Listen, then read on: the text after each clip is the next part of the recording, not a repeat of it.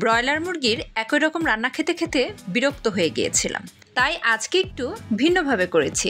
আপনারাও চাইলে এভাবে বাড়িতে করে দেখতে পারেন। আমার কাছে তো দারুণ লেগেছে, আশা করি আপনাদের কাছেও ভালো লাগবে। তাহলে চলুন পুরো ভিডিওটি দেখে নিন। তবে তার আগে যদি আমার চ্যানেলটি সাবস্ক্রাইব না করে থাকেন, প্লিজ এক্ষুনি করে নিন। প্রথমে আমি এখানে একটা মশলা করে নিব। এখানে নিয়েছি 1 চামচ পরিমাণ জিরা, ধনে, 2-3টা লবঙ্গ, কিছুটা গোলমরিচ, দারুচিনি, আর নিয়েছি খুব সামান্য পরিমাণ জয়ত্রী। আর বড় রসুনের 4 কোয়া রসুন আর 1 ইঞ্চি পরিমাণ আদা কেটে নিয়েছি। এবার এগুলোকে খুব ভালো করে ব্লেন্ড করে নিব। তারপর কড়াইতে তেল দিয়ে 2টো তেজপাতা ছেড়ে দিলাম, আর হালকা করে পেঁয়াজ ভেজে সেটাকে বেটে নিয়েছিলাম সেটা দিয়ে দিলাম। তারপর নাড়াচাড়া করে মেশানোর পরে এখানে দিয়ে দিচ্ছি মুরগিগুলো। উল্টে পাল্টে একটু মিশিয়ে নেওয়ার চেষ্টা করছি। ব্লেন্ড করেছিলাম মশলাগুলো, সেগুলোকে এখানে ঢেলে দিচ্ছি। এবার খুব ভালো মতো এটাকে মিশিয়ে 5 মিনিট পর্যন্ত ঢেকে রান্না করব।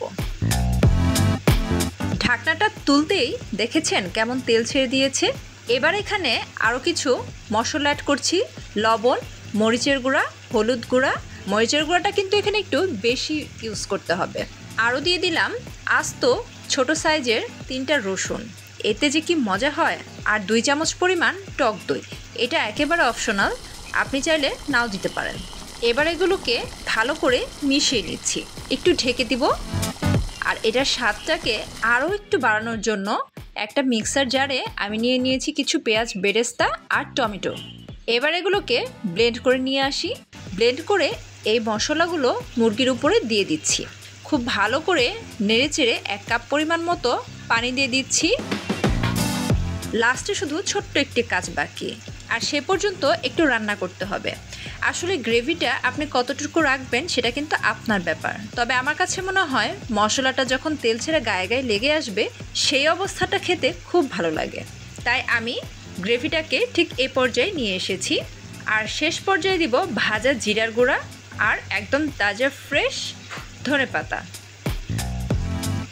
এবার এটাকে ভালো করে মিশিয়ে নিলেই ব্যাস তৈরি হয়ে গেল আমার সে মজাদার ব্রয়লার মুরগির রেসিপি। বাড়িতে অবশ্যই ট্রাই করে দেখবেন। এটা কিন্তু আপনি চাইলে রুটি, পরোটা বা পোলাওর সাথেও সার্ভ করতে পারেন। তো আজকে এ পর্যন্তই। আল্লাহ হাফেজ।